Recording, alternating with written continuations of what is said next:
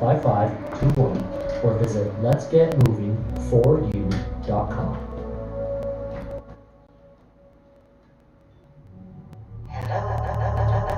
Welcome to my art form. It's time for Post-Orthodoxy, a show about changing our minds. Yeah, baby. With your hosts, Dark and Ainsley Sevier. Maybe what they believe about reality isn't all of reality? What? I know, right? We're on a mission to have a better time with more people more often. The question is, how do you get Post-Orthodoxy explores strongly held beliefs, how those belief systems divide or connect people, and what might be found beyond those reality bubbles. Reality bubbles. Just chocolate here with me because I have anxiety about doing this. Welcome to this neighborhood. Neighbor?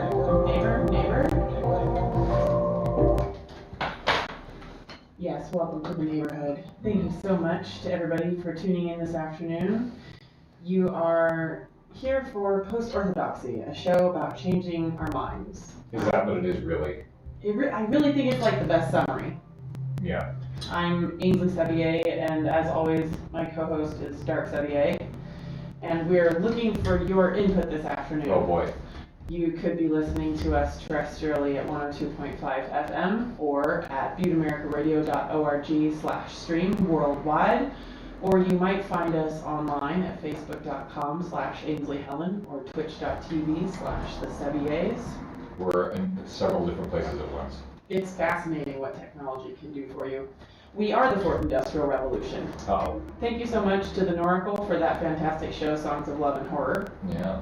She just shows up every week and provides you with quality new music from around the world. Mm-hmm. And it don't cost nothing. And don't cost nothing. And you can too. If you feel like you want to contribute to KBMF programming, you can always hit us up at buttemamericaradio.org and find a time to do some training to become a DJ. And it's really easy. It only takes like 3 buddy sessions, and then you're off on your own, playing whatever music you want, hosting interviews, doing a news hour, whatever works for you.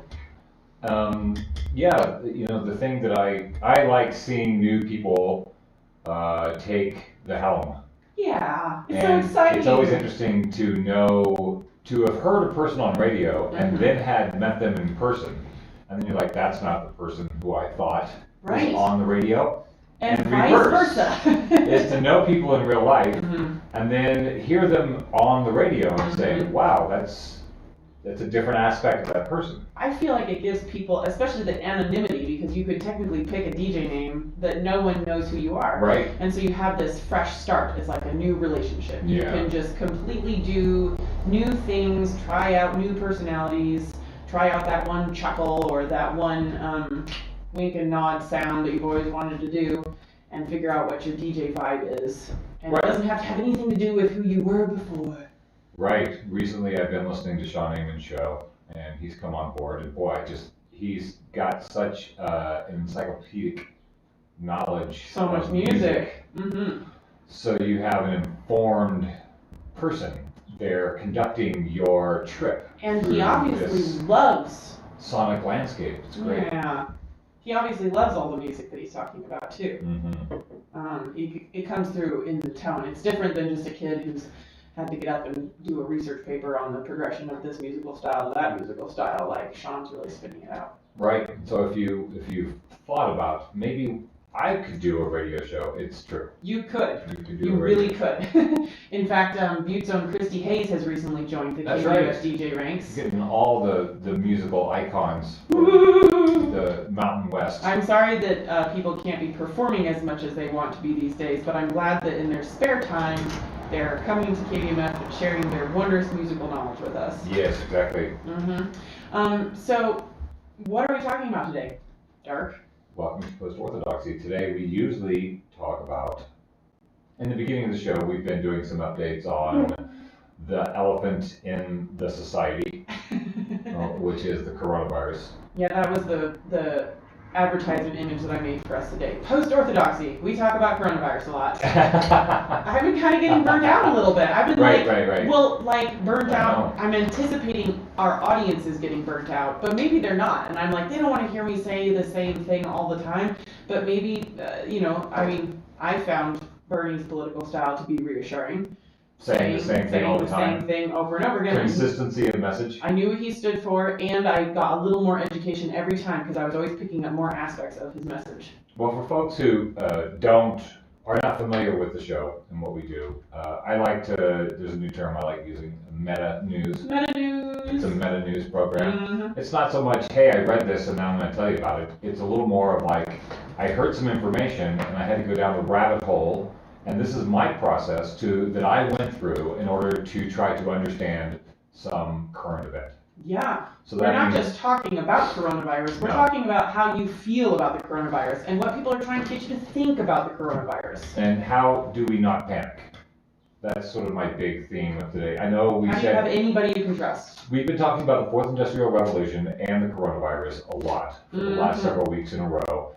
And I thought, well, maybe we should do something else. And then it was just a cascading more coronavirus. And the Fourth Industrial Revolution, I think, is really interesting because it's tied in to the larger story that we're dealing with this virus. Some would say this is another mark in the downward curve in the demise of Western civilization, that it's actually hastening. It's a little dip in the decline of Western civilization. The global pandemic? Yes, the way that we have dealt with it. The way that the U.S. has dealt with the global pandemic? As you like to say, virus is going to virus. Virus is going to virus. And then how we deal with it is really what all the stories have been about. Right.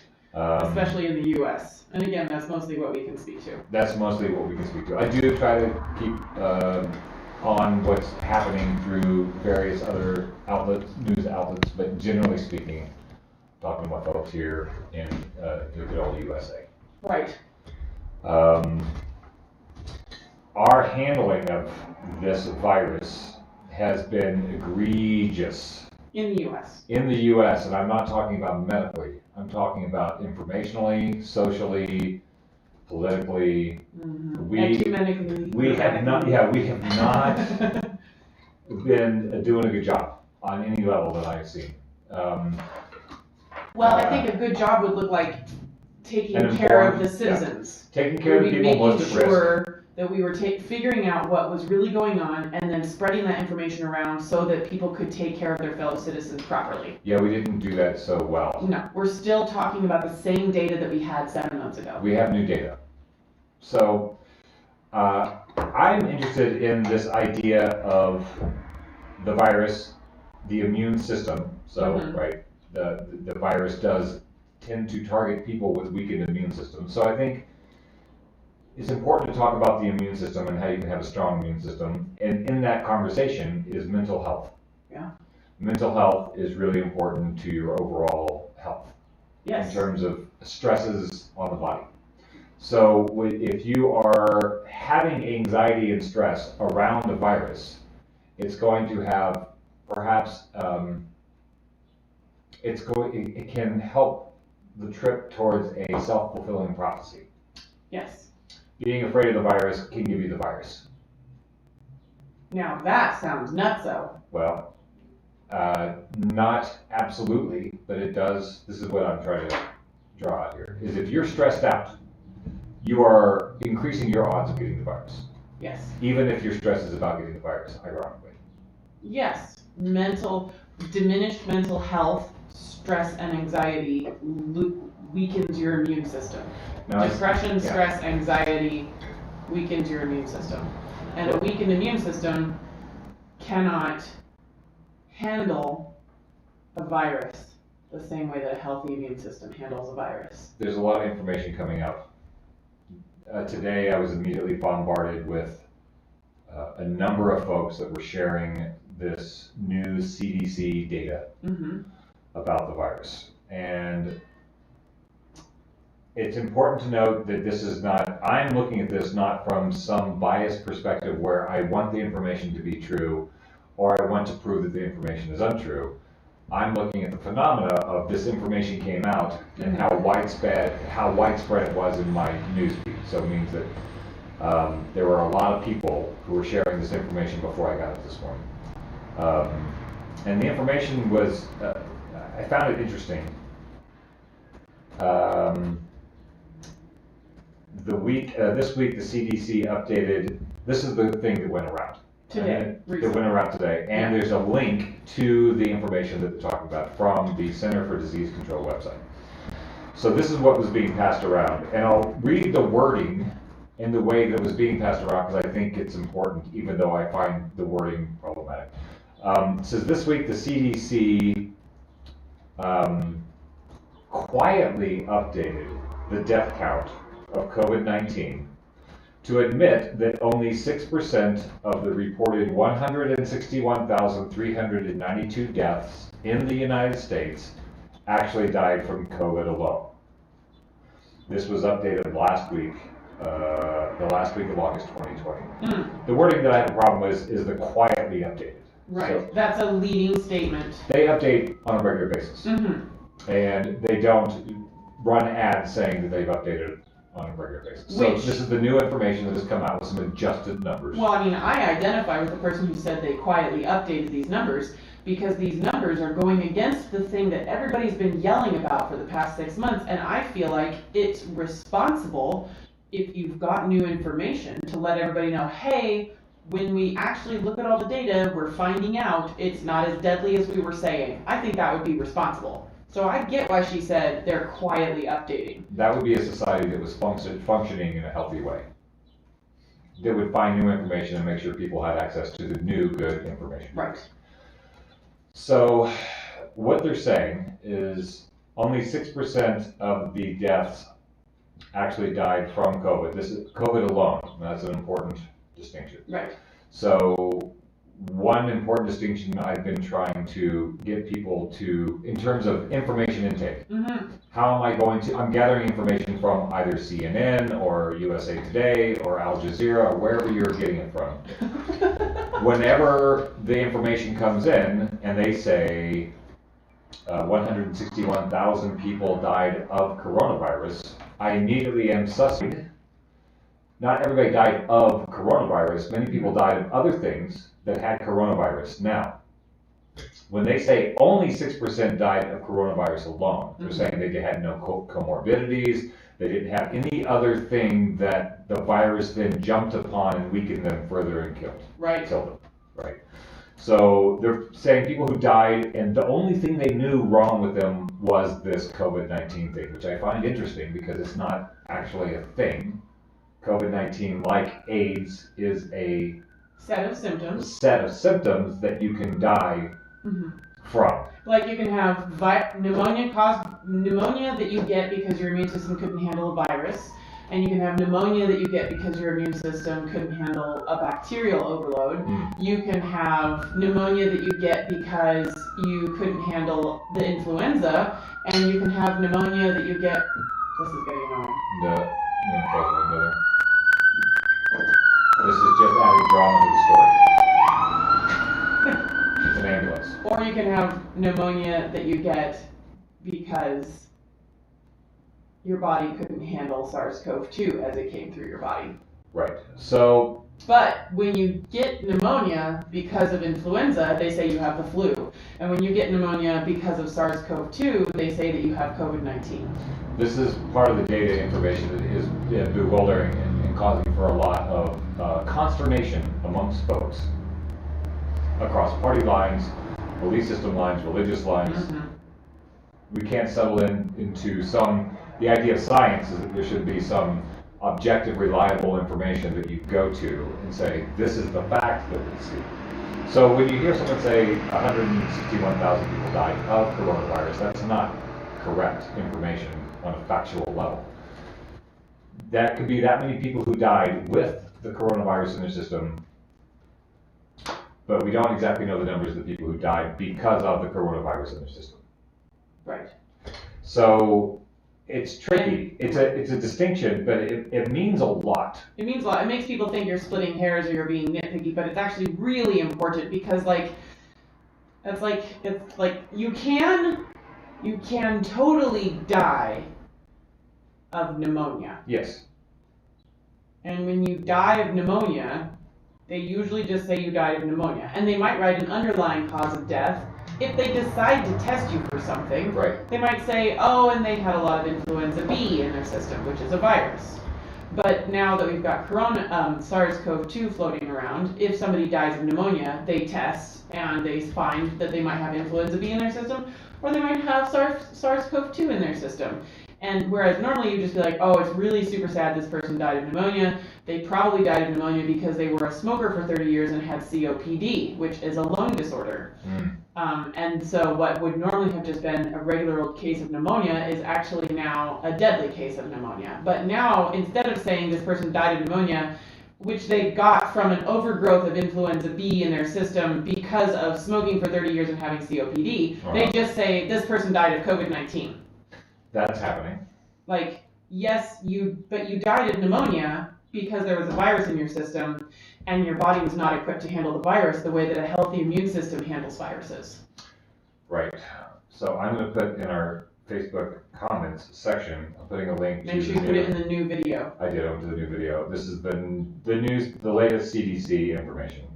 Provisional death counts for coronavirus disease. Yeah, so I put that up, and it's worth looking at because it's a little wonky, and it goes also to an article which I'm also going to post a link to, and maybe we should talk about, this would be a good time to talk about that now. There's an article that was in the New York Times yesterday, and even though I don't subscribe to the New York Times, I found that if I open up an incognito window, I can read their articles. Pro tip.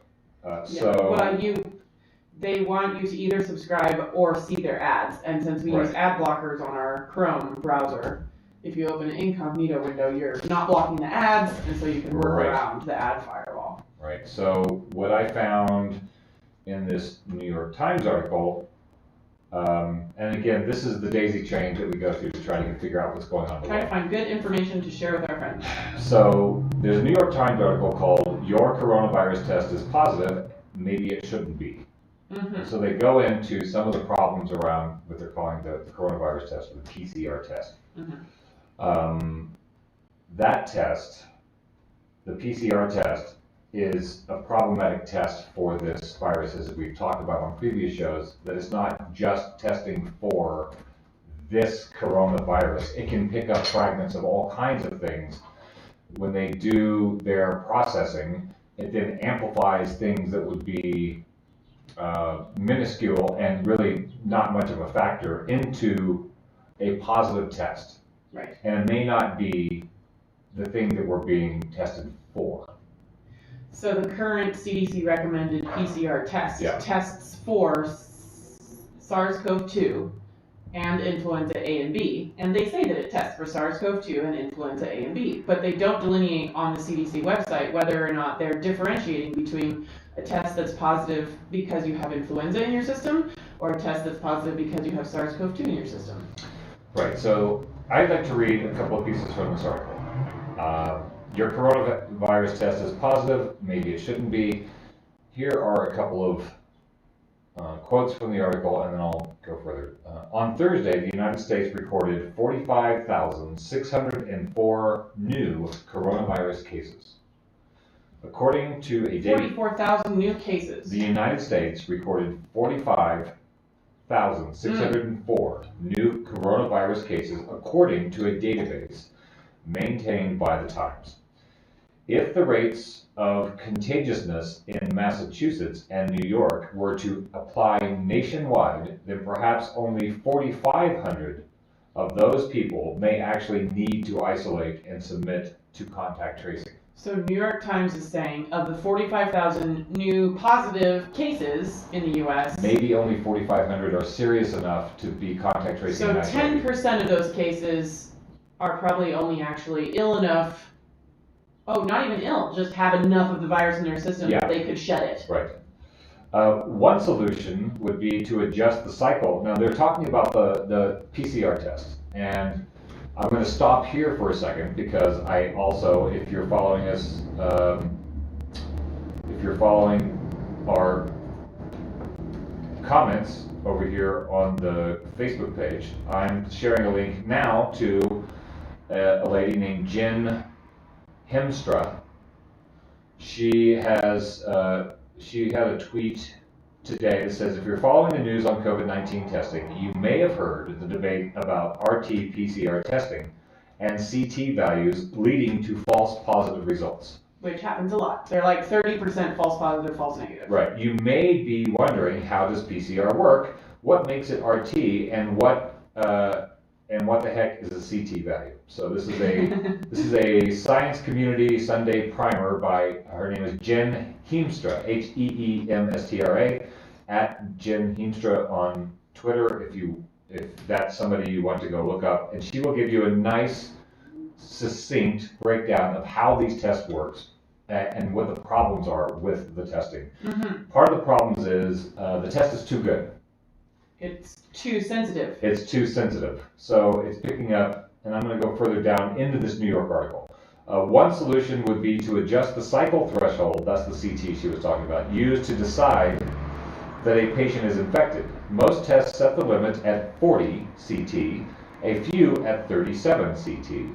This means that you are positive for the coronavirus if the test process required is up to 40 cycles or 37 to detect the virus.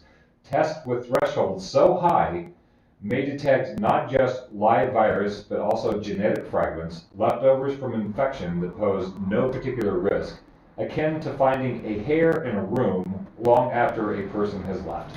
Okay, so what she's saying is these PCR tests are so sensitive that they're picking up amounts of SARS-CoV-2 in people's systems that are irrelevant. Negligible.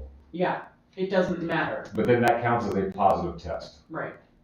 So to go further, they say this amounts to an enormous, and we skip down a little bit. So she goes, this amounts to an enormous missed opportunity to learn about the disease, because what they found was these CT cycles.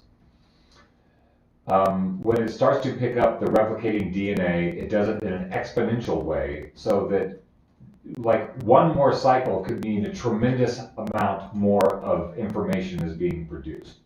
So depending on how many cycles you're doing is going to decide whether your test is positive or negative. So they're trying to figure out the threshold. So if they say, if the threshold is here, that gives us an idea of people who have a, it only took so many cycles to get to a threshold where we see they have the virus. The more cycles you do exponentially, more stuff is going to be created, which means that the test may be positive, but only because the genetic information has been redoubled so many times.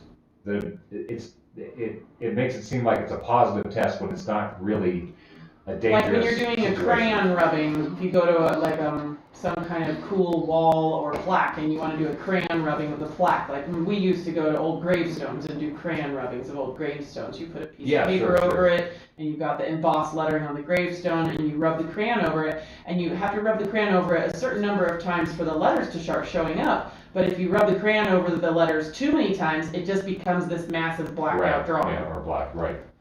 I saw a red crayon for some reason. This goes... I was actually thinking blue crayon in my mind. I don't know why I said black. Crazy man. Yeah. So further in the article, they say, it's just kind of mind-blowing to me that people are not recording the CT values from all these tests.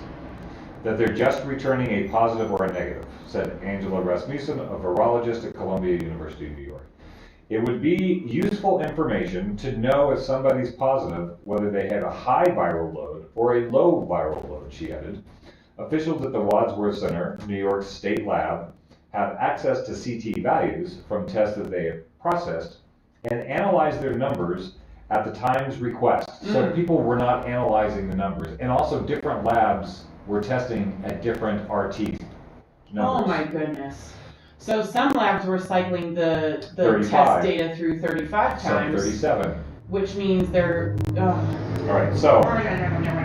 Right, so at the time's request, they took a look at the CT values to see how high the viral load is on these people who tested positive. In July, the lab identified 794 positive tests based on a threshold of 40 cycles. Okay. With a cutoff of 35, about half of those tests would no longer qualify as positive. Just like you all know, we have viruses and bacteria in us all the time. Right.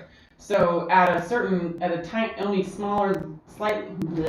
only a slightly lower test cycling amount, you would have just been another average Joe who happened to breathe in some virus, which is what we do all the time. Right. So it says with a cutoff of 35, about half of those tests would no longer qualify as positive. About 70% would no longer be judged positive if the cycles were limited to 30. Wow. In Massachusetts, It makes you wonder which amount of cycles is the right amount of cycles. Right. So in Massachusetts, from 85 to 90% of people who tested positive in July with a cycle threshold of 40 would have been deemed negative if the threshold were 30 cycles, Dr. Mina said. I would say that none of those people should have been contact traced, not one.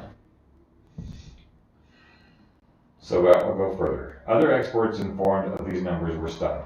I'm really shocked that it could be that high. The proportions of people with high CT value results, said Dr.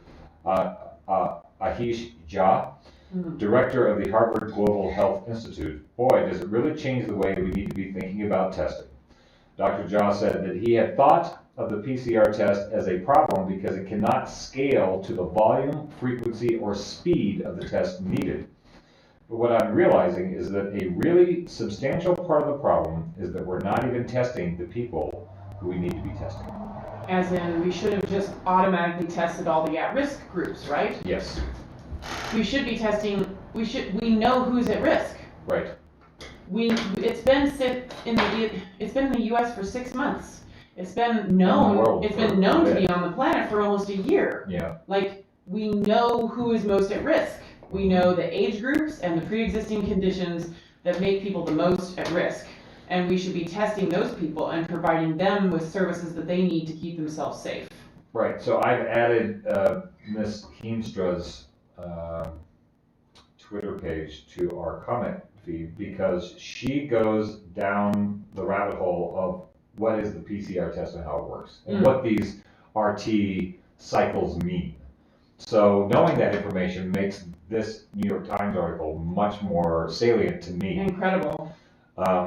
So when I see my friends and other folks talking about it with alarming tones, that we have high numbers of cases, after knowing this information, it's hard for me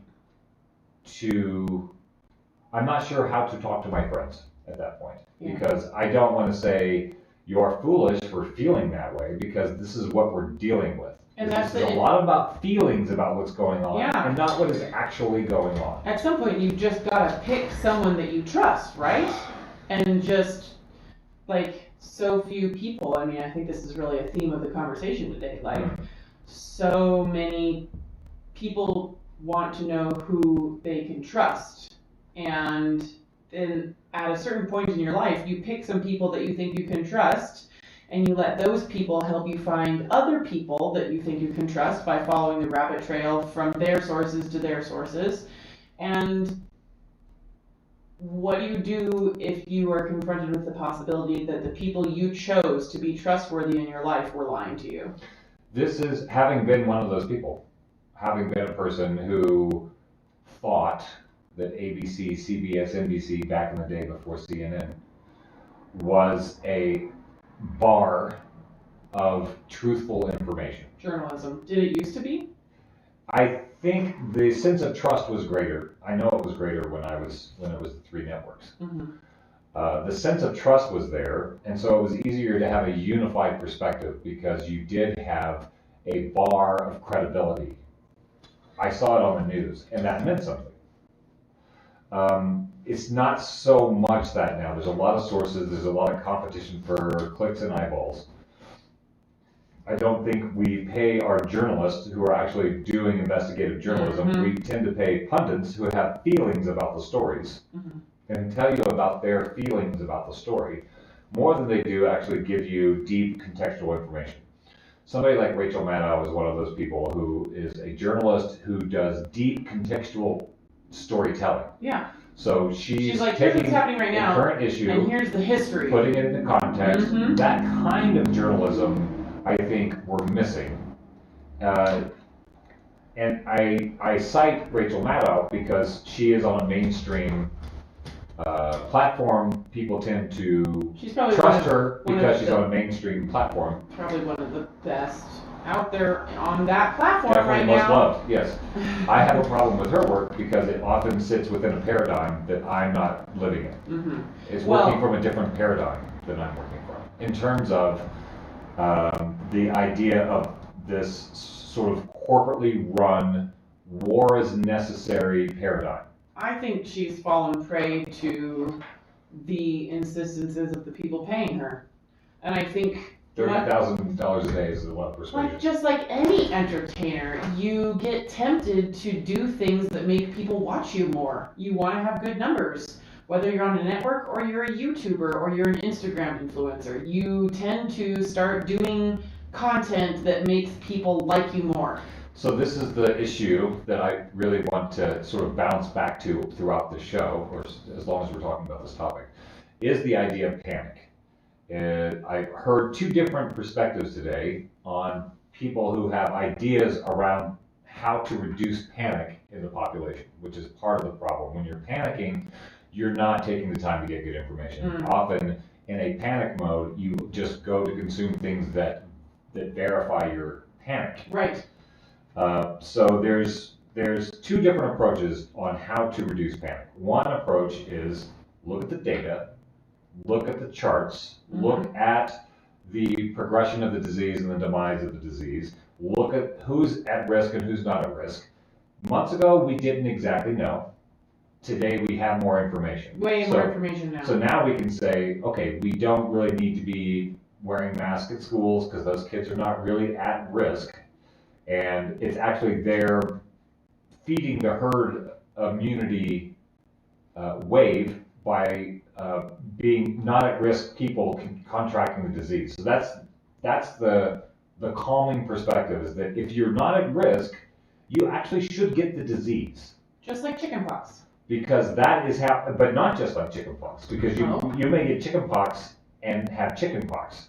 Yeah. You might get coronavirus and not suffer anything from coronavirus. Right, if you're right. not in a risk group. When we did chickenpox parties as a child, you would eventually spend a week or two itching red bumps. But if you get coronavirus, most people are getting coronavirus and never knowing they have it. Over 90% of people on the planet are encountering SARS-CoV-2 and never have any knowledge that they've had it going through their system. So the idea is the phenomena, the scientific phenomena that has been observed, is that there was people were saying 60%, it would have to hit 60% of the population in the US in order to achieve herd immunity. The data that I've been getting and that I see being increasingly confirmed is closer to 15 to 20%. 15 to 20% of the population of the planet. Yeah. Because viruses don't care about county lines. No, just America. There are some stats that I wanted to share around that because I thought they were kind of revealing. And I think having some numbers are useful sometimes. One of those things is that we're looking at, to get to the saturation point where there's no more excess deaths. People may be dying of COVID, but it's fallen within a sort of expected death rate for the day. And to interject briefly, now that cars have been invented, people are going to die from car accidents. Yes. Now that COVID is here, people will continue to die from COVID. People are going to continue to die. Who are at risk for that virus, right? So we're never going to go back to a world where there aren't people dying from SARS-CoV-2. This herd immunity thing seems to be working out to around 25 to 500 cases, 250 to 500 people per million. Can you rephrase that? What is that? What's that? 250, once you get to 250 to 500 deaths per million folk. Okay. That's when the virus levels out. So they've observed that from all of these hotspots. As the death rate declines, once we get down to about 200. No. What they're saying is once we've reached a threshold once we of get 250 to 500 million people per million. 500 people per million. That's when it goes beyond the excess death line. And we are no longer having excess deaths because of a virus. Oh, okay. So that's the 15 to 20% that they're talking about. They're saying, yo, people are going to keep dying from viruses, including SARS-CoV-2. Right. And as long as it stays under 250 to 500 deaths per million, then that's normal death rates? What they're saying is that it's probably not going to go higher than that. That is the peak limit for the virus to virus. Virus is going to virus. They don't care. That's what they're finding. Okay. So this guy, Michael Levitt, he's got a new, I'll put a video up, they just did an interview with him. He made some predictions and he's being called out for some of his predictions. He Okay. predicted that the death rate would level out before 170, and we've gone over 170. So In he the says- US. Yeah.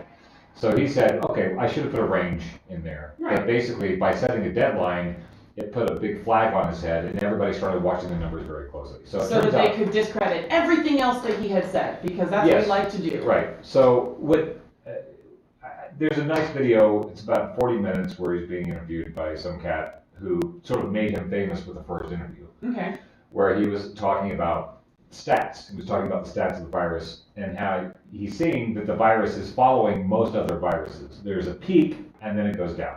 There's a ceiling to what the virus can do before herd immunity happens and the virus no longer has the ability to strike people so strongly Mm-hmm.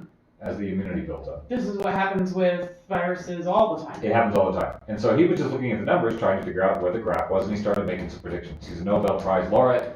He has some theories on how this stuff is working. Stanford and Harvard. Stanford and Harvard, Oxford. I thought it was Oxford there too. Anyway, he's at Big ones. Stanford and Oxford. Yeah. I mean something. Yeah. So he suddenly became sort of like a noted person in this storyline because he stuck his neck out and made some predictions. And he's still sticking by his prediction. He predicted Astrid Selling from Sweden Sweden. is here with us In the house. on our comment section. He basically said Sweden is going to, we're going to find that they're not going to suffer any worse than anybody else in spite of not having done lockdowns and masks and closing schools and closing businesses. Their curve is pretty much the same as everybody else's curve. So he's the guy that said their curve is probably going to work out about the same. Virus is going to And it virus. seems to be the case. Right now, as of this week, Sweden is back to a baseline of expected death. They're no longer doing excess deaths because of the viruses.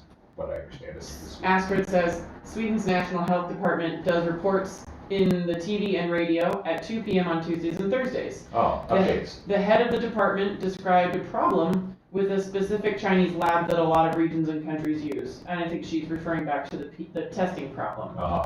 So I'd be curious to hear more about it. So are you saying Sweden is sending its tests away to China to get tested, or what are we talking about? Or maybe it's a test run by Chinese people in Sweden. I don't know. And she also said Sweden is down to 2 to 3 deaths per day, but there is a spread among young adults after the holidays. Seems to be already leveling out and not going up. That seems to be all the data. They're finding more and more information that it doesn't matter if you lock down. So they instituted masks in England and cases dramatically started to spike. So when people said they instituted masks in late March and deaths went down, people said it's down because of the masks. So then you also must say that when they instituted masks in England and deaths went up, that the masks were causing the deaths. You don't just get to pick which correlations you like, guys. Let's take a little brief break and talk about correlation versus causation. Oh yeah, that's a good idea. So this is not easy. It's not easy. I have a great song for the top of the hour. It's basically, shouldn't it be easy? And it's not. It's not easy. We have a conversation that Dark's going to share anonymously from a friend of his later on about that why can't you make it easier to understand? And there's only a certain level that we can make it easier to understand. When we break down what we've worked on all week and put it into simple statistics with what we think is the interpretation of those statistics, people have been like, why aren't you sharing your sources? Who are you to say those numbers? What are you even interpreting? Blah, blah, blah. And so then we started sharing more broad statistical data and less direct interpretations of what we thought that statistics meant. And now people are like, why can't you make it more simple? And it's like, well, when someone is making it simple for you, they are taking a vast amount of data and turning it into a phrase, and you just have to trust them on that phrase. Right. And you do it to a lot of people all the time. You trust people on their interpretive phrases. But anybody that you're trusting on an interpretive phrase is getting second, third, fourth, fifth hand information and interpretations of data from somewhere else. And what Dark and I do is we pull in a lot of data from a lot of different sources and interpretations from a lot of different experts, and then we distill those into our own interpretations and our own data and share those with you guys. We also share a lot of sources on our Post-Orthodoxy Facebook page. We're doing our best to make it simple, and also it doesn't matter how simple you make something. If you don't want to know those facts, you're just going to find a way to reject what we're saying. And that's not me being aggressive, that's just a human thing. If somebody presents you with information that doesn't match the way that you think reality is, it's a natural animal instinct to need to defend yourself from that new information. It destabilizes you to think you might have been lied to. Ooh, that's a rough one. It's really rough. It's really rough to find out somebody you trust made you think that reality is a way that it maybe isn't, and that you've been operating that way. So we go back and forth and in and out on this show, and we try to make it as educational and helpful as possible. We're educating ourselves and helping ourselves. And one thing we also want to talk about later on today is our motivations for why do we keep going at this thing? Why can't you just shut up and wear a mask? Because even if you just wear a mask and stay home, at least if we find out it was all a scam at the end, we will have been doing the right thing all along. So we need to talk about our motivations for why we're doing this. But I wanted to jump into correlation versus causation briefly, because it's really important. So, hot weather causes shark attacks. That's someone taking a correlation and turning it into a causation. Yeah. There are more shark attacks when it's hot outside. However, there's a piece of data in between hot weather and shark attacks that is the actual causation. And that is that when it is hot, more people get into the water where sharks live, and there are more shark attacks. Right. So, oftentimes, correlations are presented as causations, and that's something that we have to do scientifically. You see some data happening, and you see some other data happening, and you can't argue with the data. Right. Japan had very few cases, and Japan also wears masks all the time. That's two sets of data that are happening at the same time. Two other sets of data that are happening at the same time is that England started wearing masks, and England cases started going up.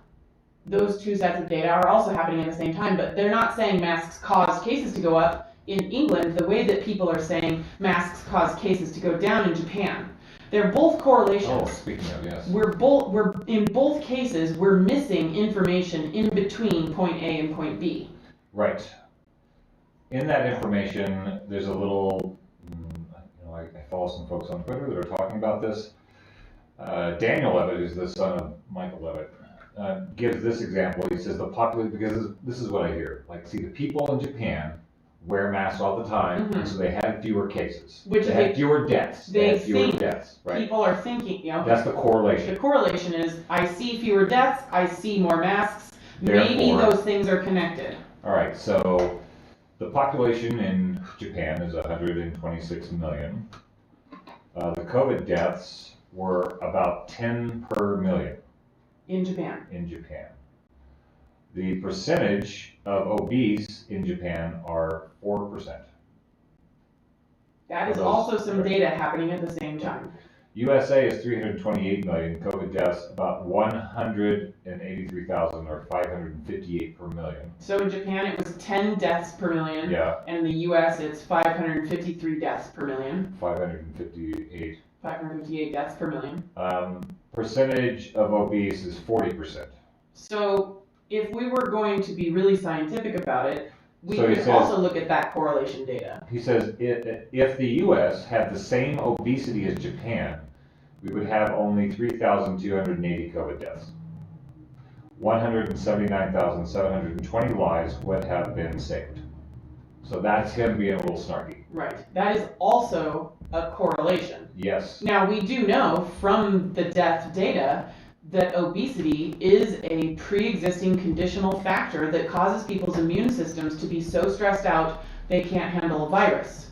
Yep. We know from the data that people who are obese are way more high at risk to die from SARS-CoV-2 than people who are not struggling with obesity. Right. So you're going to see different numbers according to the health of the country and the community, etc. Also, the pollution thing. So what I'm interested in talking about today is panic and trust. Like, people are panicking. And they want to know who to trust. And they want to know who to trust. And so we hope we can trust the red, white, and blue glowing people on CNN or whatever. They have all this sort of crazy red, white, and blue flickering behind them all the time. Those are the trust colors in the U.S. Those are the trust colors. So you trust the red, white, and blue people, and they're going to tell you what's going on. But what I see is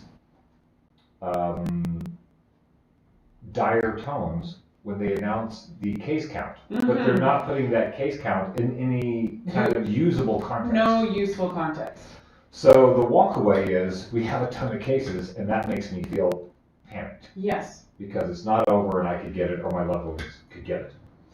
So if we trusted that source, that panic might be well-founded. Right. I don't trust those sources because I don't see them actually delivering contextualized information and new information as it comes up. So what I want is I want a takeaway. I want to be able to read some information about what's going on with this virus and walk away feeling like I know a little bit about what's going on. So I go through a lot of sources, and what I am walking away with is that this virus is following the path of other viruses. Virus is going virus. And so what I'm also walking away with is the death rate at this point globally is far lower than what we were led to believe this virus could have been. So we now know the virus is not as dangerous as we were told it was. Now we know the virus didn't warrant lockdowns. We know now. Or shuttering school. We know that now. We know now that those measures did not make any difference in how many people were going to die. We found that masks and the lockdowns have a very similar course as people who did not do masks and did not do lockdowns. To clarify, countries and regions and states, counties and countries and whatever, who didn't do masks or lockdowns had the exact same curve. It's the same curve. The virus is going to virus. There are differences in the curve because of seasonality, because of weather, because of population densities, etc. But overall, across the world, the big graph, the virus is doing what viruses usually do. So I walk away with that feeling like, okay, it's not continuing to go nuts. We're getting a lot of cases, but the deaths are going down in the United States. They've been going down globally since March. So the danger of this thing being something that's going to kill us all, as we were sort of told in the beginning, with the sky is falling kind of reports, was unfounded. And now we know better, and that's great. Now we know better, and that's great. Well, yeah. I mean, we knew better a few months ago. We did know better a few months ago. Because it hit other parts of the planet first. So we could watch it go. We could look at how those other parts of the planet were handling it. By the time the U.S. was enforcing lockdowns and masks, we already had enough data about the virus to know that lockdowns and masks weren't going to make a difference in how many people died. Right. But that information was not being dispelled on mainstream news sources or by the U.S. government. So this goes back to the issue of panic. There's two different ideas on how to help people who are panicking on a social level. And a lot of these ideas come way back from Bernays style public relations stuff. I don't think is necessarily maybe the best models to be using. But there's two different models on how to handle societal panic over a pandemic. One model is the strong-armed model, which is you lock everybody down, you tell them that you're doing everything that you can, you monitor numbers very closely, and then people who are into authoritarianism or who like being known that there's a strong daddy figure taking care of business, that they feel taken care of because of the stridentness of the action. That makes them feel safe. Big gestures make you think something's being done. Another avenue is look at the data, try to get an idea of where it's been, where it's going, connect with other stories in the past, assess different information, understand the situation. Mhm. So, like the understanding that I'm not in a risk group, I'm on the edge of a risk group, but I'm fairly healthy. I don't have any comorbidities that I know of. Mhm. I should want to get the virus. Yes. I should want to have it even if it has mild things, because it's ultimately going to protect me in the long run if I get it and survive it. Mhm.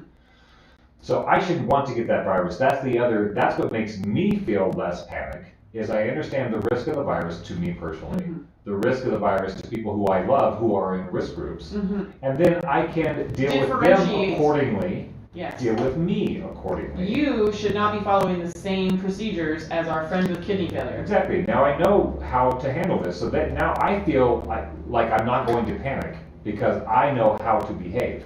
But we're living in a world where these two realities are side by side each other, where people who are listening to the authoritative voice are panicked by the people who are not listening to the authoritative voice, Right. because it threatens the validity of that voice. Well, they say it's because they're worried that you're not doing the right thing and you might kill us. That's but what it feels like. What the deeper feeling is, wait, if you can choose something else, then maybe that means I could be choosing something else, which means that the source that I think is helping me live my life isn't the only thing I should be looking into, and that makes life complicated. Right. So in terms of reducing panic, it makes things a little difficult right now because people who are looking at the new data are not concerned, which scares the hell out of people who are concerned because they look so cavalier. Mm. I don't want to come across as, I think people have misinterpreted my take on our updates on this virus every week as being cavalier, not caring that people are dying. Mm. I tend to be people do die. We have, I think they say the average death rate, normal death rate, In the U.S. is about 50 to 55,000 people per week. per week in the U.S. Normally, Yeah, humans do die, old folks especially, and sick people. and sick people who have problems. Yeah. die. So people are dying all the time. It sucks. I'm sorry That's about part my of life. friends that have Lyme's disease, Yes.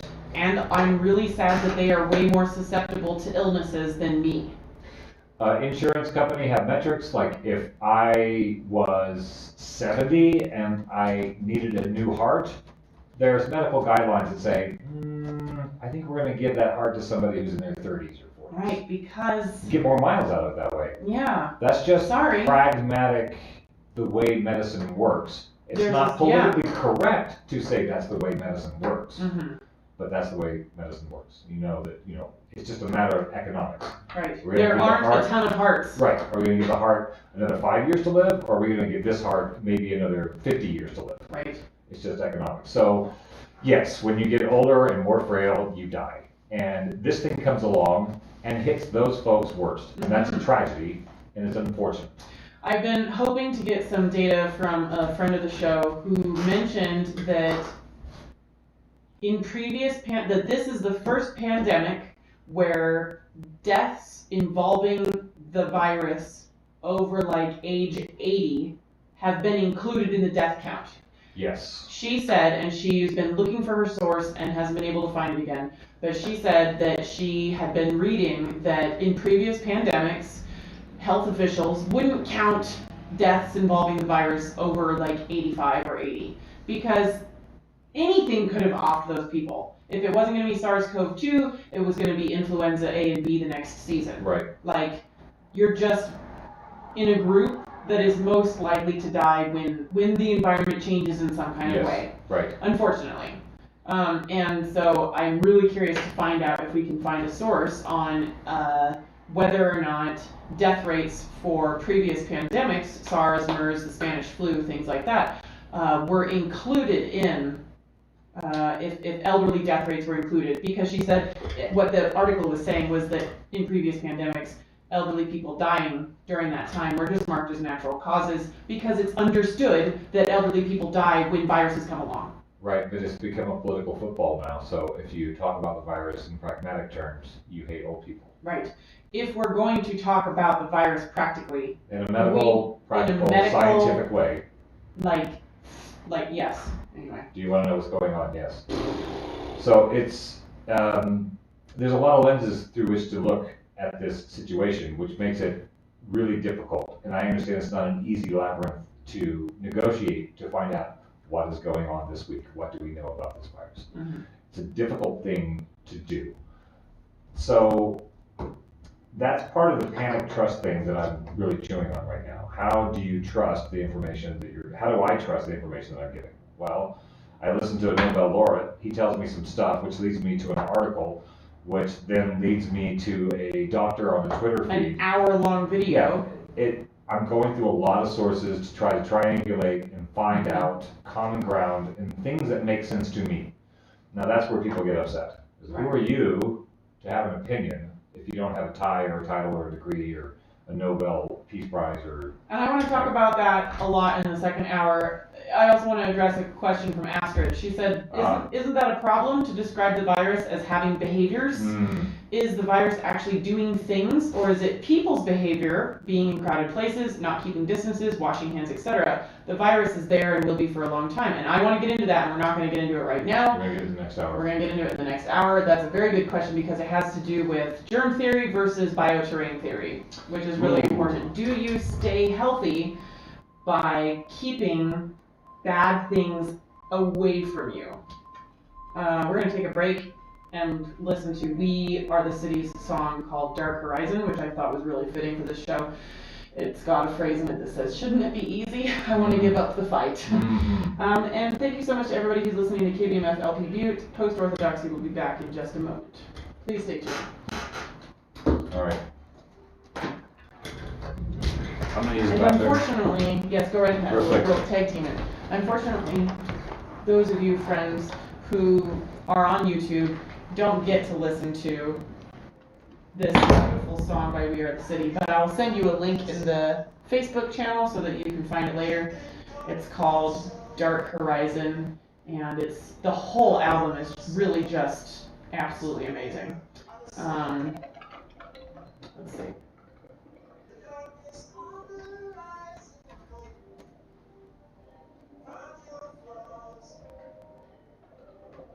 All right. This is a really yummy song, a really yummy album. The album is called At Night by We Are the City. No. And they really do capitalize everything.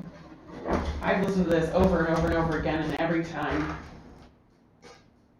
new things pop up for me that are just so refreshing. All right.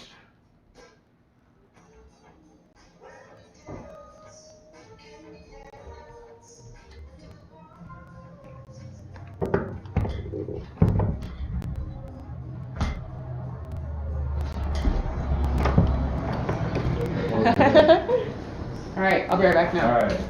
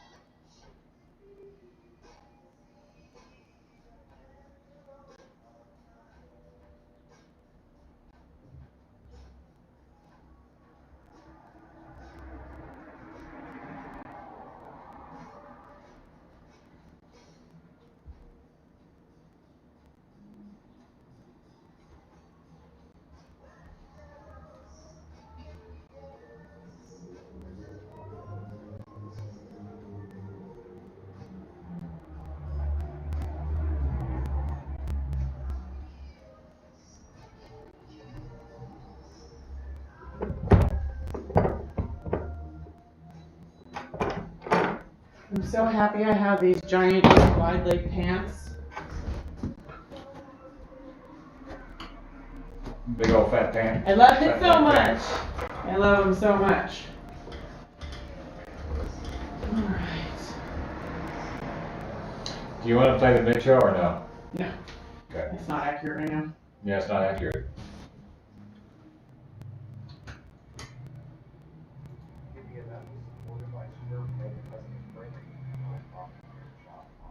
From framing of works of art, family photographs, and more. They also carry locally made art, clothing, and other items. Square Peg Custom Framing is open Tuesday through Saturday at 68 West Park Street in the historic Phoenix building. Alright, Welcome back to the show. we're back. So, second hour. Yes. Welcome to Post-Orthodoxy Part 2. Are you ready Yes. for hour 2? Yes. Can we address Astrid's comment to start? Please. Okay, so Astrid, our foreign correspondent from Sweden, we haven't seen her on the show in a long time. Friend of but the show. Friend of the show, it's really nice. She said, isn't it a problem to describe this virus as having behaviors? Is the virus actually doing anything? Or isn't it that people's behaviors are causing problems, such as being in crowded places, not keeping your distance, and washing hands? So, germ theory says if you want to stay healthy, you have to keep bad things out of you. Yeah, avoid the virus. And bacteria, and demons, and sin, Right. and, Right. you know, Avoid bad things. in order to be healthy, keep bad stuff out of you. Right. That was invented a long time ago when we didn't know very much about the body compared to all the things that we know about the body and the environment of the planet now. And the person who invented germ theory, Louis himself, Pasteur, said, you know what, that's not the only story.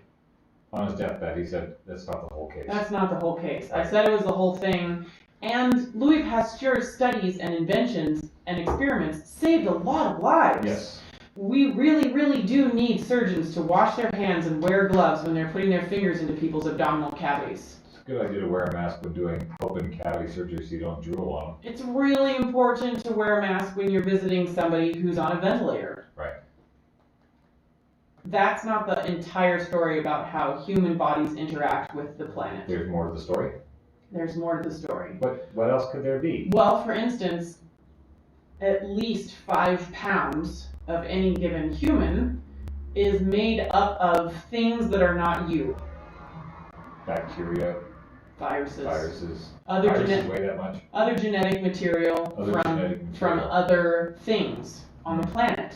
We're not just a lot of human. organisms running around on us. Yeah. Yeah. And also almost everybody Yes. has parasites. Right. But the microbiome, we don't live in bubbles, and we've sort of started acting like humans live in a little bubble, and in order to be healthy, we need to keep other things on the planet out of our bubble, including the literal sun. The virus. Oh yeah, the sun. Right. Whether you think we were designed to be on the planet, or we evolved to live on the planet, we're supposed to be a part of this environment. As a whole, yeah. Yeah, we're a part of it. And we don't stay healthy by keeping ourselves separate from what's going on the planet. Whether you think God made us and put us here on purpose, or we evolved to work with this environment, we're not supposed to just live in a bubble on the planet with all the stuff. Viruses do the same things all the time. They do have stuff that they do. Bacteria does have stuff that it does. For instance, the influenza A and B viruses mutate all the time. Yes. We can't get a reliable one-size-fits-all forever vaccine for influenza A and B because they're constantly changing to survive on the planet. Right, and which then is also mutating us. Those viruses are mutating us to not be so susceptible to their further mutations. So, I've been against hand sanitizer for far longer than the last year. Yeah. you don't stay healthy by living in a bubble. People who have autoimmune diseases, and more people probably have autoimmune complications than think that they do, need to be behaving differently on the planet than normal folks who are not having an autoimmune problem. Right. And even your autoimmune disease, from what I understand, is not you being in danger of stuff outside of you. It's you being in danger of how your body protects you from stuff outside of you. You are immune to yourself. You are having a problem with your own immune system and how it treats you. That's what an autoimmune disease is. And you need to stay away from things that inflame your immune system because your own immune system is making you sick. Your immune system is in overdrive. Okay. It's still not that the things out there are bad. Now, bacteria in a wound is bad. Yeah. That's a different story than a virus. Mm-hmm. Viruses moving around the planet naturally, like they do. And so, in a sense, they do have behavior. They move around the planet and share data with every organism on the planet. They move in and out of humans and animals and share data between everybody across the whole planet. You know, they don't care about that you're in the US or in Italy. Right. Nah. So saying, isn't the problem that people are in crowds and not hand washing and not social distancing? That would be the problem if we stayed healthy by keeping viruses out of us. I see what you're saying. Hand washing, social distancing, and mask use would be a problem if we stayed healthy by keeping viruses out of our bodies. Which is a whole topic that we've covered a couple of times. We don't stay healthy by keeping viruses out of us, and we don't even stay healthy by keeping ourselves from encountering very much of a virus. You will get sick from any amount of a virus if your immune system is already weak. Well, I think there's a caveat here. Okay, go ahead. So this is a novel virus. So I think what Sweden did was like, we have a novel virus. So some of us don't have immunity to this. A lot of us are going to be way susceptible to this. Yeah. That's where you wash your hands a lot and stay out of the crowded places while herd immunity is being developed. Mm-hmm. Then, yes. Then, because there are people who are going to be most at risk. Which involves being aware of your own health issues. Right. And it involves having enough money to work with a doctor to know your own health issues. Yeah. And a lot of people don't know that they have allergies. Allergies inflame your immune system, which makes it weaker than it needs to be to handle the normal passage of a virus through the body. Seasonal or food allergies. Being in an area that has a lot of pollution weakens your immune system. Any inflammatory response is weakening your immune system because your virus is weak from dealing with lots of pollution particulate. It's not able to handle the normal passage of a virus through your microbiome. Having a high stress problem, whether it's a chronic high stress situation such as a job or an acute high stress situation such as suddenly having to move or getting in a car accident. Usually it's chronic stress problems. Those weaken your immune system over time. Stress, it causes an inflammatory response in the body such as acid reflux or ulcers or hives. And it also weakens your immune system, which means your immune system can't handle the normal passage of a virus through your microbiome like a healthy human could. Right. You don't develop pneumonia from a virus because the virus was getting you. You develop pneumonia from a virus because your immune system could not handle the virus like it normally would be able to handle it. You were already sick in some way. And there's a name for that. It's called bioterrain theory. Yeah. Which I think is a nice complement to germ theory, not a rival to germ theory. They work together. Is that, viruses are going to go around. You might get it bad if you are susceptible to inflammation. Yeah.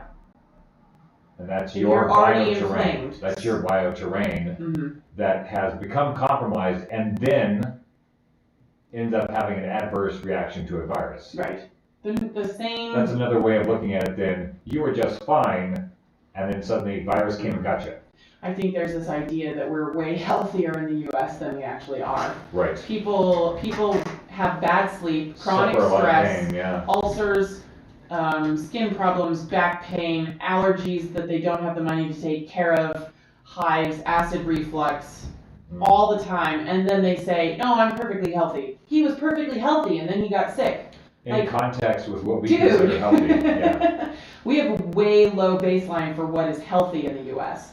We are highly inflamed all the time. Unfortunately, a lot of the foods that are legal in the US have chemicals and processing products in them that make them highly inflammatory to the immune system and are illegal in other countries. Well, are you a conspiracy now? No, these are facts. Like you can go online and find side-by-side nutrition fact screenshots from orange juice in the U.S. versus orange juice in Italy, and there are completely different ingredients. And the ingredients that are allowed in the, for instance, orange juice in the U.S. is colored with red dye, which we already know is an inflammatory response that causes mental health problems, and it has been like that for years. In Italy, orange juice is dyed with beet juice. Oh, that's smart. Yeah. There are so many things in this country that are illegal and documentedly bad for you that are illegal in other countries. So anyway, take some time and look into your inflammation levels. Do you have joint pain? Do you have gut problems? Do you have headaches? All of these are indicative of joint problems. I mean, of inflammation. And if you have inflammation, then your immune system is weaker than it should be, which means when a virus gets to you, because they're always getting in and out of you, your immune system isn't going to be able to keep it at normal levels. That sounds like something to follow, some advice. It's based on a lot of research. Yeah. But you can find it. You could go find that research. And we share a lot of that research on our Post-Orthodoxy Facebook page as well. So I hope that answers Astrid's question. Viruses do have pathways of behavior that they take. They're not technically alive, but they live and exist on the planet and travel around, and we know how they travel, and we know how they behave in bodies. And the current science of keep yourself away from viruses is not actually what keeps us healthy. I haven't seen much evidence of that. Yeah. There seems to be a growing body of evidence that our procedures to keep people from panicking, which is either the sort of authoritarian lockdown approach or the other approach. Spreading quality information and saying everything's fine. Right. That both of those situations are, I forget where I was going with this, those are two ways that we've been handling this. And one of the ways, like, so the people who are not into the authoritarian approach, people who are like, if the government says this is the best thing for you, and you already didn't trust the government, then you're not going to like it. then you're not going to like the information, and you're going to be skeptical of that information. And vice versa. If the government was the thing in your life that you chose to trust, and they say, wear a mask, then you'll be like, somebody knows what's going on. Radio. Right. That's something I can do, and I trust this source. Yes. So this is the problem, is we have different perspectives of our governing bodies and our media bodies. So we're fighting each other over our different perspectives and our different approaches. It seems like all those approaches, from the information that I've gathered, are really just something to layer over a natural process that is lining up with other natural processes. So we've created a lot of narrative around this virus. It's very public. Making it something big in our heads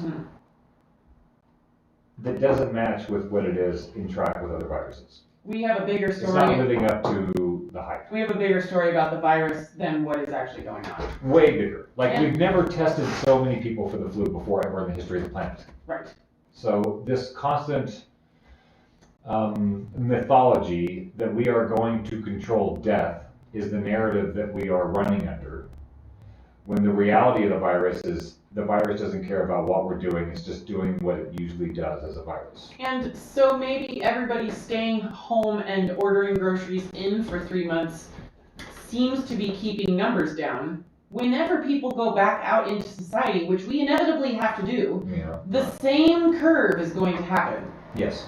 The virus, I don't know how many times I can say that without it being redundant. Well, that's pretty redundant. Virus going but with I think virus. it's important. There's an exchange that I saw this morning. So we started off the show talking about this new CDC updated death count, Which I shared a link to in our Facebook feed. where if you just even Google hashtag 6%. You can also find it by looking up daily provisional death counts for coronavirus disease. Right. That should take you to the CDC page. So this updated thing that says 6% of the reported deaths in the United States from coronavirus, only 6% were from coronavirus alone. And that's led to a firestorm of discussions around people's perspectives about what's going on. Say that one more time. Yeah, I wanted to share an exchange between two friends of mine who I value their approach to trying to gather information. I also don't necessarily agree with all their points of view, but I value their diligence to try to find information. So a friend of mine shared that information, which is the death count only being 6% of the death count. And there's a rabbit hole to go down around all that, but I wanted to read some of the exchange between him and a friend, and I'll just leave them nameless because some people have just decided that they don't want the controversy, so these are just folks on my feed here.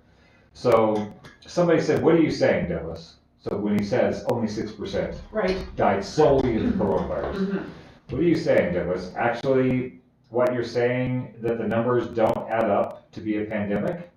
Are you saying this is all some kind of elaborate farce? So that's where people jump. Right. Oh, you think coronavirus is a hoax? Like, no, the virus exists. So so do the illnesses. My friend, I'll call him Doug.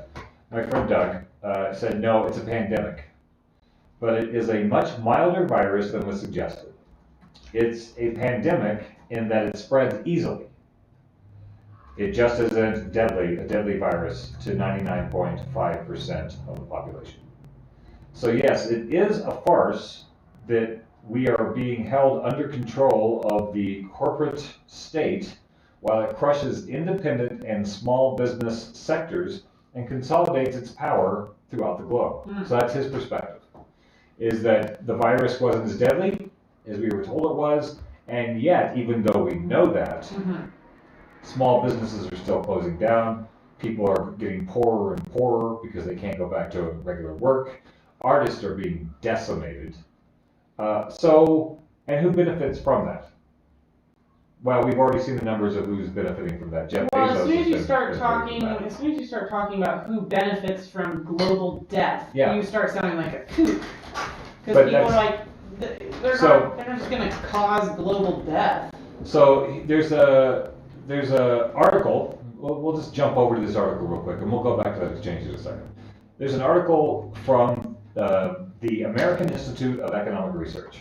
Now, if you're involved in economics, you're following this pandemic very closely because all of our economic models are going to be impacted by this condition. So Michael Levitt, one of the guys that I follow a lot for his statistical analysis of the virus, said because he's a Nobel laureate and he was willing to go out on a limb and say this thing's going to virus like those other things, and it's pretty much been shown to be the case. He was inundated with phone calls from people once he started getting some notoriety. He was inundated with a lot of people, a lot of economists, wanting to consult him about more information about what can we expect? Well, what can we expect as economists? Right. Which, like, if you start mentioning finances when it comes to a bunch of people dying, you sound heartless. It's the world we live in. But it's the world we live in, and we can use the data gathered by people worried about money. Because they're going to really find the real data. Yes.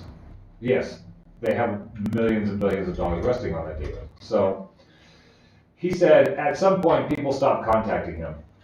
The economists stopped contacting him. Why? Instead, started sending him information on the Gompertz curve, which is these models that he was using to interpret the data. They started sending him confirmation of his predictions. Okay. Saying you were right. So when I share an article from an economic magazine, people say, well, they're not medical, so what? These folks definitely have stakes in trying to figure out what's going on with this. They want to know. Because the folks that are really looking at the economics of the situation want to be ahead of the curve. Yeah. Right? And so there's an article they put out. Lockdowns and mask mandates do not lead to reduced COVID transmission rates or deaths, new study suggests. So I want to read off a couple of things in this article. A new National Bureau of Economic Research working paper by Andrew Atkinson and Karen Kopecki and Daoza, focused on countries and U.S. states with more than 1,000 COVID deaths as of late July. In all, the study included 25 U.S. states and 23 countries. Based on their analysis, the authors present 4 stylized facts about COVID-19, which are, so if you're interested in COVID facts, this is the economic version. Once a region reaches 25 total COVID deaths, within a month, the growth rate in death per day falls to approximately 0. In other words, no matter the country or state or its policies, deaths per day stop increasing within 20 to 30 days of passing a threshold of 25 deaths. Okay. That's what they're finding across the board. Okay.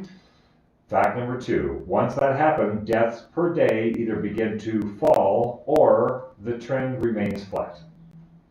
Fact number 3, the variability in death trends across regions has fallen sharply since the beginning of the epidemic and remains low. All states studied, all countries studied, have become more similar in their trends and have remained so. And this is the 4th fact. Observations 1 through 3 suggest that the effective reproduction number, the R, has hovered around 1 worldwide after the first 30 days of the epidemic. The paper's conclusion is that the data trends observed above likely indicate that non-pharmaceutical interventions such as lockdowns, closures, travel restrictions, stay-at-home orders, event bans, quarantines, curfews, and mask mandates do not seem to affect virus transmission rates overall. It may slow, or that's what we talked about in the beginning, slow the spread, right? Mm-hmm. Why doesn't it affect? Because those policies have varied in their timing and implementation across countries and states, but the trends in the outcomes do not vary. As in, if we lined up all of the trends of cases and deaths rising and falling, yes, and put every area of the planet at the same start date, which they're not at the same start date. China had it first, and then Europe had it, and then Washington had it, and the rest of the states had it. It's been spreading across the country. But if we took all of the start dates and put them all at the same spot, and it would all be the same curve. It's all doing the same thing. And of course, the curve might seem higher in a country that has a lot more civilians, yes, but it is the same percentage citizens. Citizens, yes, but it is the same percentage of population. Yes. So obviously there are more deaths in a country with a higher population. There's more deaths in higher concentrations of people as well, where there's lots of PM2 in the air. Particulate matter. And there are going to be some variations from country to country, like we were talking about with obesity levels, comorbidity age levels. Italy is a super elderly country. We've known for years that Italy's birth rate was in decline and their population age was getting older and older and older. And unfortunately, it makes sense that a lot of people in Italy died. So taking that little detour from my friend's discussion, which shows that basically it doesn't matter what we're doing, we're just making up stories about what we're doing in order to keep people from panicking, which you can't please everybody. So we have a very divided political country here. And so our panic over the virus has become a political panic. So if you say that the lockdowns really didn't inhibit the overall effects of the virus, or that masks did not inhibit the overall effects of the virus, what you're saying to the left is that the right was correct. And they have to be mad about that because they need to be against the Team Red. Exactly. Now, the red might have been correct for all the wrong reasons. Right. It doesn't matter. Right. We have to look at the data. We have to get out of our feelings and look at the data. So, my friend Douglas goes further in another comment. He says, this doesn't mean that people are not dying directly due to complications from the virus, but the numbers are not nearly as big as one would expect from a deadly pandemic. If the doomsayers were right, the entire homeless population would be dropping like flies around here. He lives in the Bay Area. Considering they are also a large sector having comorbidities and serious underlying health issues. Entire sectors of the country that never closed and refused to wear masks would be dead. We would be seeing millions dead by now, and that has not happened, nor is it going to happen. This is about other agendas. And he said, this is global corporate 21st century warfare. The new corporate economy is performing a coup of the old, and the pandemic is its means. So when you have the economic class, the people who are looking at economics, and they find the good thread of information that over time pans out to be true, they are designing the world around people who are still going off of mask data, lockdown suggestions, number spike fears. The financial people Yes. are already making new plans for how to manage the world financially and keep making money in the new age based on data. So that's not a conspiracy theory, that is a conspiracy. That is a conspiracy that's happening. If you want to make money, you figure out who's got the inside path. Yeah. Apparently Michael Levitt had the inside path. And he said, this is what we could expect from this virus. It's And what it's turned out to be within mostly a true. range is turning out mostly to be true. Mhm. And they are planning their lives around his data that we are not planning our lives around. That is not what's on CNN. That's not what's on MSNBC. That's not what's on Fox. That's not what we're hearing from our local newspapers. We're just hearing Regurgitations of everybody else. big deaths, be afraid. Yeah. No, I'm sorry, no more deaths, right? I The mean, deaths have tapered off. The deaths are in decline. Okay, so let's not talk about deaths. Lots of cases, Yeah. be afraid. Right. Meanwhile, the economic interests of the world are already designing a post-pandemic world for you. And they're taking advantage of small businesses being closed down, of people having to redesign their education system. So it seems like we should redesign our education system.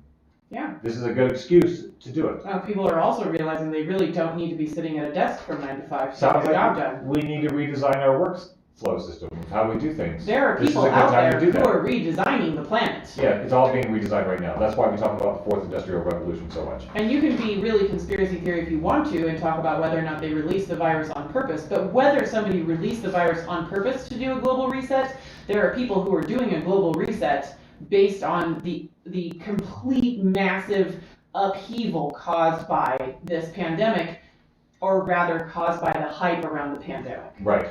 Like, one of the things that I study a lot, because I'm really curious, why wasn't MERS? Why didn't MERS kill millions of people? Like, the MERS outbreak was also caused by coronavirus. That was coronavirus. Yeah, it was MERS-CoV. Okay. That was in 2012, 2015, and 2018 were the outbreaks. Yeah. 858 people died. Okay. And when you look at how many confirmed cases they had, so all their testing, they tested about 2,500 people. It was mostly in the Middle East, and only 858 people of the 2,500 people tested died, and then it ended. So that's the 37% death rate. Right. So, but again, we don't know how many people had MERS-CoV That were never tested. that were never tested or died, but weren't near anyone doing testing to see why they died.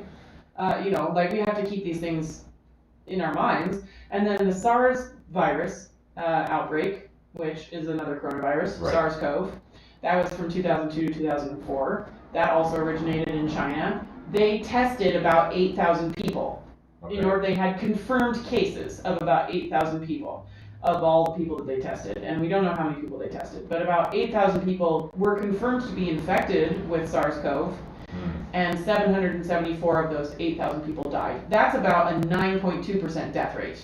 So that's just that small sampling of people tested. And again, we don't know how many people were infected with SARS-CoV in 2002, 2004 that didn't die, or never got tested, or died somewhere where nobody tested to see why they died. Right, so the 24-hour news cycle around this virus and the unprecedented level of testing that we're doing still isn't changing the shape of the viral curve. It's very similar to these other viruses.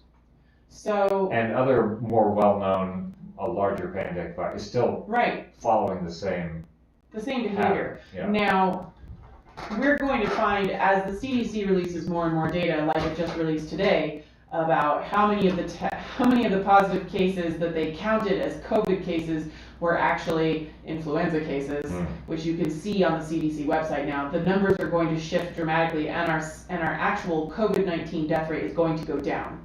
as they evaluate the data. Yeah. But as it stands right now, for SARS-CoV-2, because the SARS outbreak in Right. 2002 was just SARS-CoV, and this one's SARS-CoV-2, it also came from China. It's a mutation of the virus that was going on then, probably because of a bunch of horrible nonsense going on a pig farm.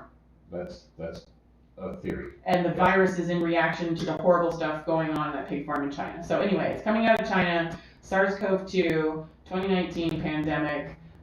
We don't know how many people have been tested. ncov19.live does gather up as much data as possible about how many tests have been done, so you can get an idea. Like, we have 8 billion people on the planet, we've only tested about 2 billion, and of those 2 billion that we've tested, we've had about 25 million cases that were infected. So about a quarter of all people tested actually had some of the virus in their system, according to this extremely Exhausted. problematic test. Oh, the PRC test. PRC test. So 25 million confirmed infections with SARS-CoV-2, that's a lot. And of the 25 million confirmed SARS-CoV-2 infections, according to this extremely problematic test, PCR test that the CDC is recommending, we've had about 843,000 deaths globally. And again, we are finding more and more data that of those 843,000 deaths, not all of them were because that person died from coronavirus. Right. Well, A lot of those people died from other illnesses that got complicated by a viral infection. So that's a 3.4% fatality rate, which is not 3.4% of the planet. no. That's not 3.4% of the 8 billion people on the planet. That's only of people who we know who have been tested, who we found out had some of SARS-CoV-2 in their system. 3.4% of those people died. This is not helping with people's panic or trust levels when you realize that it's hard to find good information. It's really hard. I've been thinking a lot about the Chicken Little thing. The sky is falling thing. Because in the beginning of this virus, they said, let's flatten the curve. Cattening the curve. Right. I was so on board with cattening the curve because we don't know what's going on. we don't want to overwhelm Right. hospitals. So we slowed things down. Yeah. People, I think, slowed down the thing. We did it. And we figured out how not to put people on ventilators, Mhm. which because that killed them. Yeah, the ventilators was not the right response. Right. So we thought we were flattening the curve so we could have more ventilators. Then we found out ventilators killed people. Right. So that gave us some time to have not killed as many people as we might have. So that's a good thing, in my opinion. When we started seeing the data and seeing that it wasn't going to be that bad, that would have been where somebody stepped in and said, we can alter our behaviors now and not be so afraid. Mm-hmm. And because we didn't do that, and because of these two tacks of panic, Mm-hmm. one tack, which is like Big Daddy's got you, do what we say and you'll be safe. Mm-hmm. And then the other tack, which is like, maybe we should trust nature and see who's at risk and take care of them and let the rest of us go on about our lives. Mm-hmm. Because of the rancor between those two tacks, if we do ever get a pandemic virus that is as deadly as they said this one could be, People aren't gonna listen. we're not going to listen to that. No, we're gonna be like, y'all lied out your butts last time. There hasn't been any kind of repercussions for bad information coming out over the airwaves or through governmental agencies. Yeah. And because of that, there's no trust. Right. So unless we do something to restore our trust in the institutions that we used to trust, which would be political, financial, religious, News. news, we used to trust that information. We can't Scientific now. Now we can't even trust the scientific trusting the science. leaders. There's a lot of gray area to science, so you can't have a one-size-fits-all science that you say, here is a factoid, now don't panic. Right. Because we're not one size fits all animals. So I understand how Michael Levitt says this is actually a big dip in the graph of the fall of Western civilization. We handled this terribly, and unless we do something to address the terrible handling of the situation, anytime something like this comes up that might be a very, very big serious risk factor that might kill more than 0.05% Of the planet? that's going to be rough. You know, when I was growing up, I thought Western civilization meant modern civilization. No, I'm serious. Like in my mind, in my training, in my education, Western civilization was synonymous with developed countries. The Western model does have a lot of desert Judeo-Christian God thing layered through it. And that's a paradigm. Right. Some countries don't have a good, evil, black, white paradigm. Right. So there are other civilizations that are not working from that premise. So what we're saying is development, technology, science, the arts, excellence traveled from Europe, and then it was briefly in the U.S. for a little bit. We produced some really great things and people and knowledge, and it's on its way west again.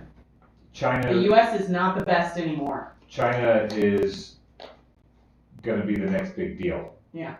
They're already the next big deal. Our And we're failing. We're failing as a culture, we're failing as a society, we're failing as a political system, we're failing, and this virus has been evidence of our failure. Because we are at each other's throats. How can we and be the knows top who to trust. country if we're not taking care of our citizens? We don't have a unified country, we don't have a unified perspective of society. Citizens are fighting citizens over how to take care of the citizens. Yeah, it's pretty bad. Our Swedish correspondent has some information for us about what's going on in Sweden these days. She says Sweden reports all cases dying with or by COVID, and they have chosen that because they want the total data. For example, COVID may lead to blood clots, so what then is the underlying cause of death? The evaluation will come later.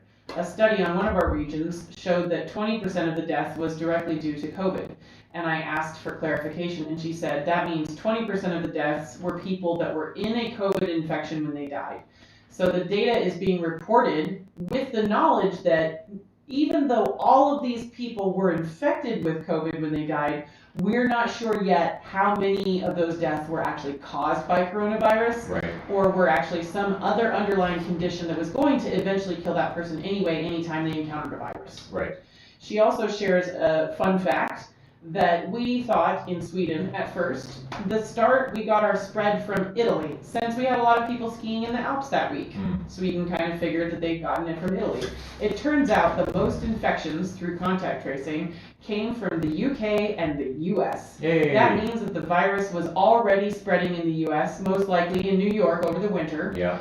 And it turns, and that is why New York was hit pretty badly, because the virus was around before anyone knew or could take any measures. Yeah. So we would not call it the China virus here in Sweden, we would call it the American virus. Yeah, it peaked in America in March.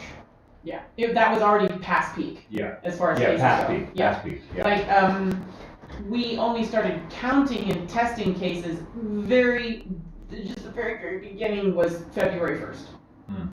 Right? Like end of January, beginning of February. I guess. Was the first time. There were no tests, nobody had There tests. was no tests. Yeah. But we knew it had showed up in China via test in December. However, there are tons and tons of personal anecdotal stories of people having this illness as early as November. Flu season. The US virus? The US virus.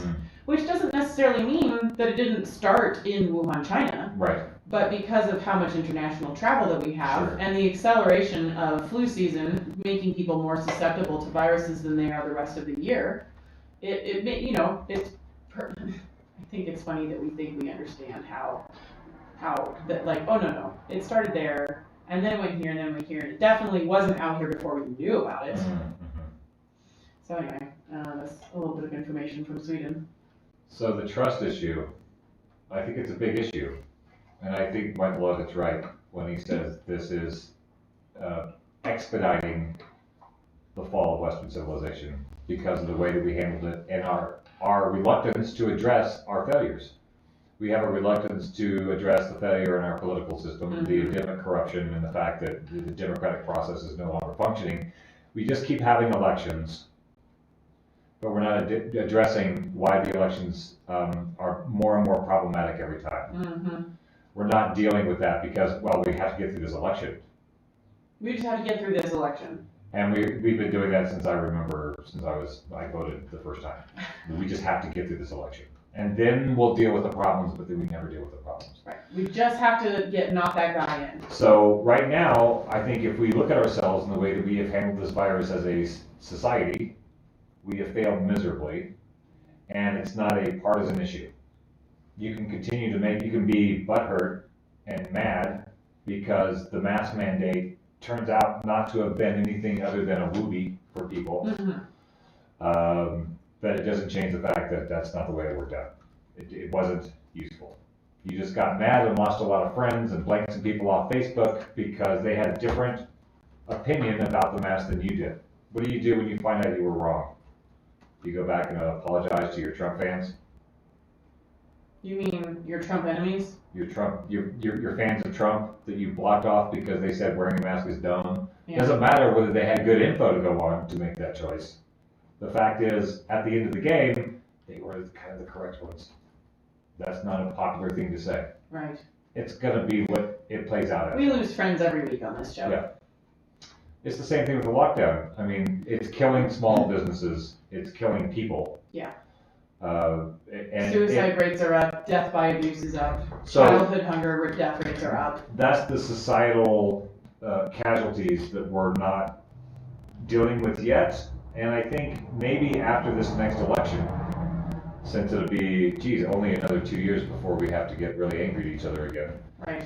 We could probably start as soon as we want, probably in December. We could start getting mad again at each other about the next election. But maybe in late November, we can talk about how we handle this virus and maybe try For to a brief find window. some trusted ways to gather and disseminate information as a society, because our politicians are not doing it in a way that is helping us, and our mainstream commercial media that's selling you chips and snack food obviously did not handle this virus in a way that benefited our society. Mm-hmm. So I feel like panic is the virus that we let get out of control. Yeah. All our concerns about the virus ended up being the virus. I've been visiting with a friend of mine this weekend who is some kind of conservative Christian. I don't claim to know enough about her to know all of her political leanings, but we had a very interesting conversation about, I did grow up with her so I can make some educated guesses, and we're having interesting conversations around our various differences these days. And we had a conversation Saturday night where I used the word brainwashing. And she brought to my attention that, Trigger warning.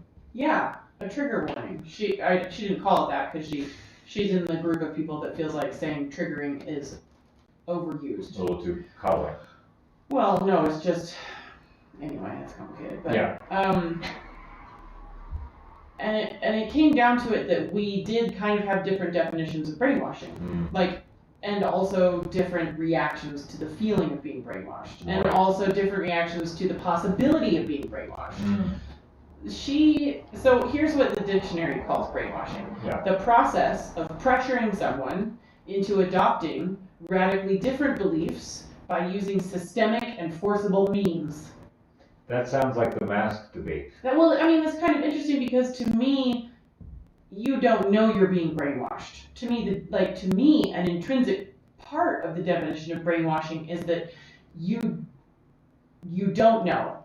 You don't know that someone's lying to you. You think that you are changing their mind due to this new information that is being presented to you, but it may be actual active brainwashing that this information is.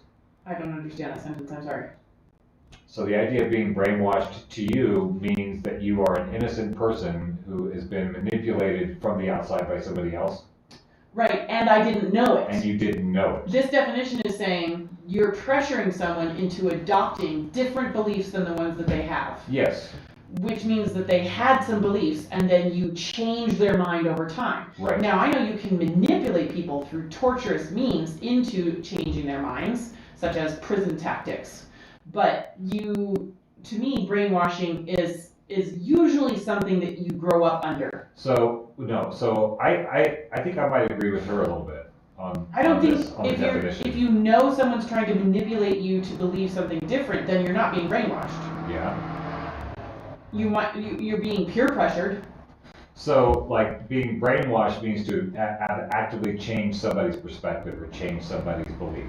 So, for me, being raised in a right-wing cult, You didn't have your own to start. I wasn't brainwashed.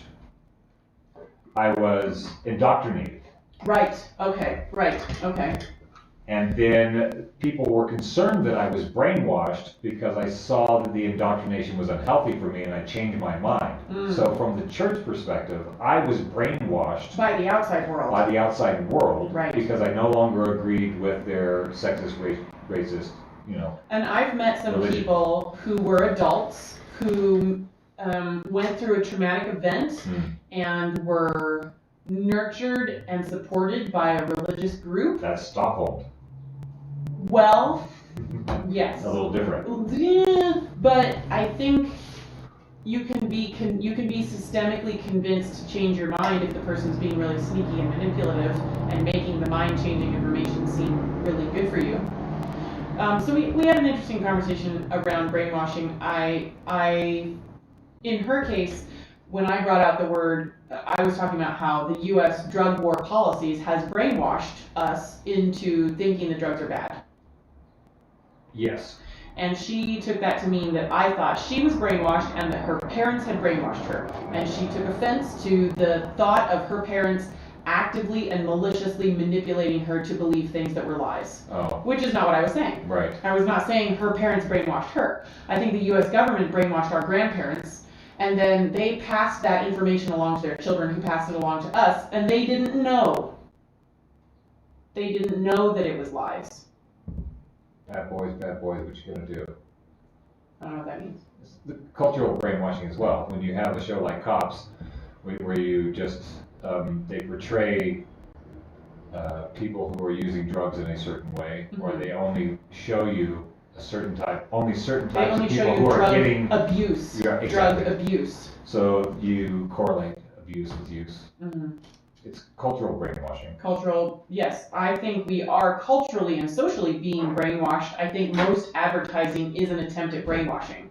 When you watch a Coca-Cola ad at Christmas and it shows a loving family drinking Coca-Cola while playing winter sports and sledding, it makes you think that you want to buy Coca-Cola because maybe you will also have those feelings. That's brainwashing to me. There's some brainwashing, yeah, sure.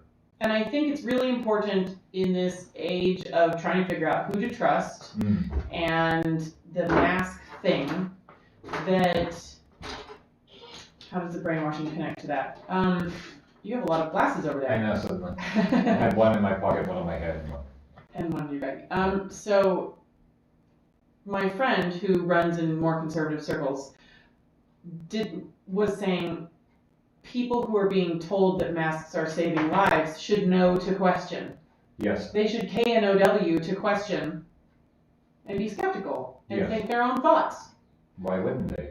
Right. And I was trying to speak from the perspective of my progressive, Democrat, liberal, whatever friends, that when you have grown up and gone out into the world and asked questions and found sources that you feel like align with your personal morality, and you choose your trusted sources, just like my friend went out and studied religion and chose her trusted source of religion, which is Christianity, that then you continue to trust your trusted chosen source, and when your trusted chosen source says wear masks or you're killing people, you don't have a reason to question something if you don't know you're being lied to. Right. It's like that pie chart. You can draw a circle on a piece of paper. And then you have something to do, and then you're less prone to panic. Yeah, and you draw. Because you're doing the right thing. Right. Yeah. And you draw what? So you draw. No, it's fine. We can carry on. All right. We're coming to the end of the show. Yeah. We work our way through the 2 hours pretty fast. Appreciate everybody participating this afternoon. So what's your takeaway from the show? How do you feel about the coronavirus today as opposed to yesterday? Has your mind changed on anything from the research you've been doing? Have you changed your mind about anything?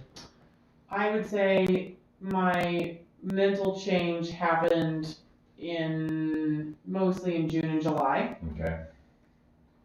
March and April, I was, I washed all our coats and I washed my purses and I shook out our shoes and left them on the porch for several days so the cold would kill it, even though cold didn't kill, like I washed the fridge and all the doorknobs and I changed the sheets.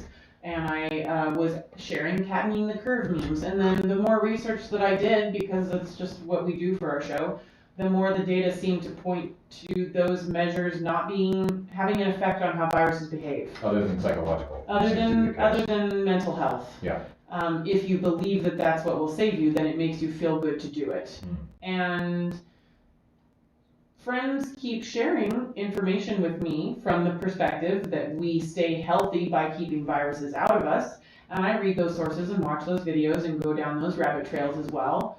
And I continue to find data that supports the perspectives that I've gained, that this particular pandemic is not as deadly as they said it was going to be. This particular pandemic is behaving the same everywhere, no matter whether people lock down or wear masks. And we know who's at risk. And we're not helping the people who are at risk. We're not focusing on it. And I think that's the part that makes me really frustrated, and probably my motivation for continuing to research and spread the information that I've found from scientific, medical, and financial experts about the coronavirus, I should say SARS-CoV-2. My motivation is that I think more people are suffering under the current story than need to be suffering. That's how I feel. Yeah, and so I want to share information to try to help people suffer less. Mental suffering, as well as literal physical suffering of abuse victims, childhood hunger, suicide cases, chronic mental health issues being developed, and my friends who actually are in danger of dying from SARS-CoV-2 who are not being supported because we think if everybody wears a mask, then we're helping people. I think my most disturbing shift in my perception of this virus is that looking at economic and business interests as the folks who are most invested in an accurate depiction of the virus. I mean, I come from the world of arts. I'm disinclined to really validate the corporate world.